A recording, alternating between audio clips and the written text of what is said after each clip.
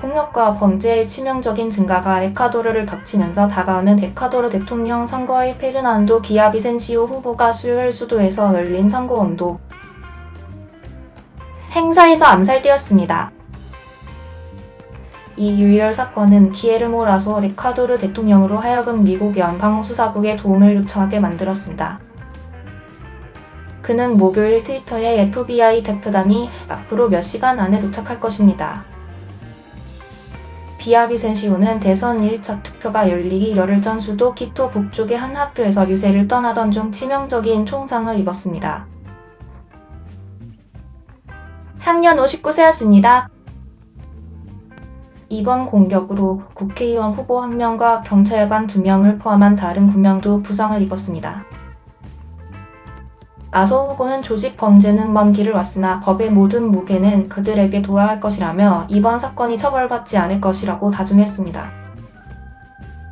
FBI에 요청한 것 외에도 라소 후보는 60일 동안 비상사태를 선포했으며 전국의 군대를 즉각 동원하고 사흘 동안 국가 애도를 표했습니다.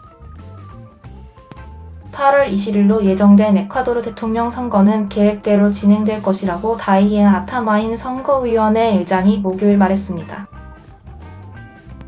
국회의원인 비아비센시오는 부패와 이 나라의 마약 밀매로 인한 폭력에 대해 거침없이 말했습니다. 지난 5월 그는 CNN, ESPAHM을 CONSTRUSIONS에 그가 정치적 마피아에 맞서 싸우자고 제안하면서 에콰도르가 나를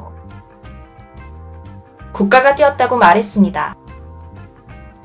이 여론조사에서 비아비센시오는 선두주자인 루이사 곤살레스보다 훨씬 뒤진 8명의 후보들 중 한가운데 있었습니다.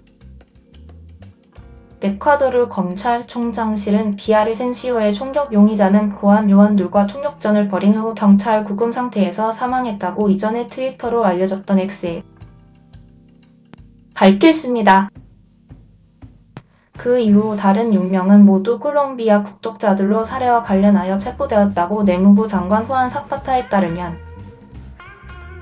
그는 또한 예비 증거를 인용해 그들은 조직적인 범죄 집단의 일원이라고 말했습니다. 그는 또한 남생 급습에서 당국은 소총, 기관총, 권총 4정, 수류탄 3개, 소총, 탄창 2개, 탄약 상자 4개, 오토바이 2대, 훔친 차량을 발견했다고 말했습니다. 피살된 정치인의 여동생 패트리샤 비아비센시오는 남동생이 살해되기 전 집회에서 그의 뒤에 서 있었다며 기자들에게 그의 죽음에 대해 국가 정보와 내무부에 책임을 물었다고 말했습니다. 경비는 어디에 있습니까? 라고 그녀가 물었습니다. 사파타에 따르면 비아비센시오는 총격 당시 5명의 경찰관, 다중 순찰차 그리고 자신의 장갑차로 구성된 보안 세부 사항을 가지고 있었지만 장갑차가 키토에서 사용되지 않았다고 언급했습니다. 현지 언론에 따르면 사파타는 에콰도르의 8명의 대선 후보 중 7명이 경찰의 보호를 받고 있었다고도 말했습니다. 소셜미디어에 입포되는 비디오는 비아비센시오가 치명적인 총격을 받은 순간을 보여주는 것으로 보인다. 이 비디오는 비아비센시오가 여러 명의 경찰관과 구경꾼들에 둘러싸인 차량을 향해 유세장에서 멀어지는 모습을 보여준다. 그가 차량 뒷좌석에 앉았을 때 최소 12발의 총성이 들렸다.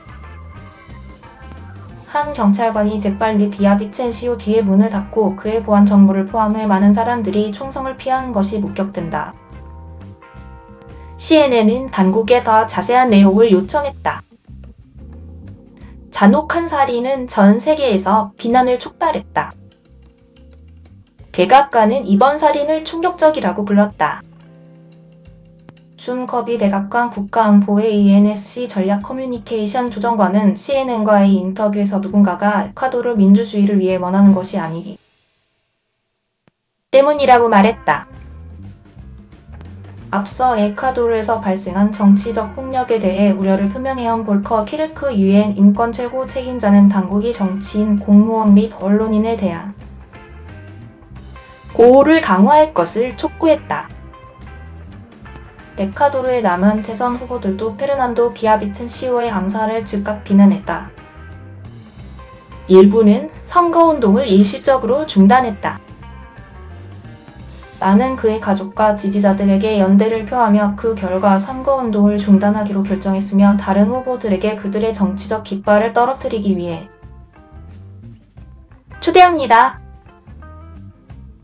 라고 환경운동가 야코 페레스가 수요일 말했다. 사업가인 얀 토픽은 수요일 이 불행한 죽음과 나의 선거운동팀의 안전에 대한 존경으로 선거운동을 일시 중단할 것이라고 말했다.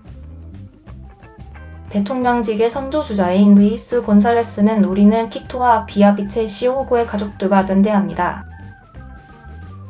왜냐하면 그들이 우리 중 한 명을 만질 때 그들이 우리 모두를 만지기 때문입니다. 라고 말했다. 그녀는 목요일 아침 에콰도르 라디오와의 인터뷰에서 그녀는 자신의 보안에 대해 연설했다. 내 주변에는 나를 돌보는 사람들이 있습니다. 라고 그녀는 하지만 나를 돌보는 첫 번째 사람은 신이라고 믿습니다. 라고 말했다. 그것은 당신의 곁에 얼마나 많은 보안을 가지고 있느냐의 문제가 아닙니다. 라고 말했다. 제 보안 요원이 조끼를 입으라고 했고 저는 그들이 머리에 총을 쏘았다고 말했습니다. 그것은 수류탄 정도로 간단합니다.